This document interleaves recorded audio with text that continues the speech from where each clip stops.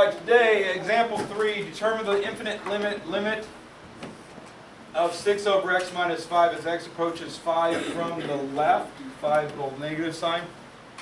And again, this little negative sign means that we start smaller than 5 and get close to 5 from the left-hand side. So any number smaller than 5 would be fine to start with. Tyler, pick a number smaller than 5.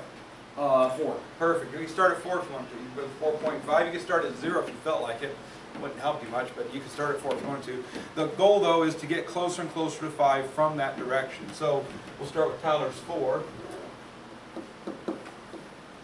And then we want to get closer and closer, so the next closest maybe 4.5 and then 4.9. Keep in mind, we're not really close till we start getting to the 0.9 level, and then we're close. 4.99, 4.999, and so on. Let's go 4.9999.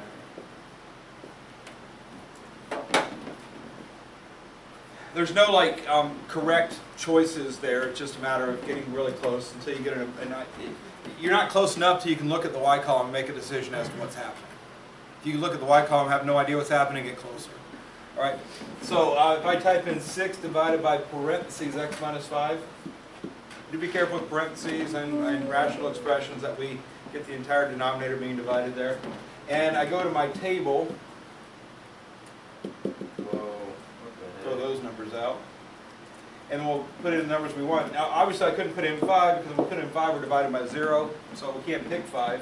But we can pick these numbers close. So 4, there we go, 4.5, 4.9, 4.99, 4.999, 4.999. All right.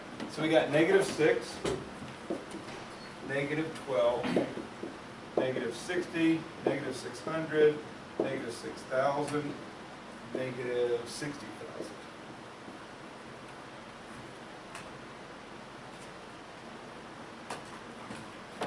All right, again, we're supposed to figure out what this thing's going to. And looking at this, I want you guys to appreciate how close together these two things are. All right? So imagine that you pull out a hair, don't do this, but imagine you pull out one of your hairs and you lay it down between 4.999 and 4.9999. It wouldn't fit. Okay, they're that close together. All right, they're really, really, really close together. And we jumped actually down 54,000 spaces in the width of a hair. All right, that's what infinity looks like if it's going like that. If it's just as you go down, it's just ridiculously getting larger each time you get like an incremental closer.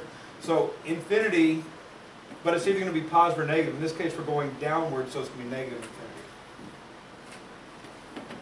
infinity. They gave you a hint there because it says determine the infinite limit. Okay, they're telling you it's going to infinity. They're not always going to do that. But just know that if you're doing this little deal where you're going up by, that's 0.09 bigger, that's 0.009 bigger, that's 0.009 bigger, and it's multiplying by 10 each time, or close to 10, you're going to infinity, one or the other. Real quick, if we take a look at this function, 6 over x minus 5, going back to geotrig land when we were graphing these things, rational functions, you might recall that if the denominator equals 0, you get a vertical asymptote.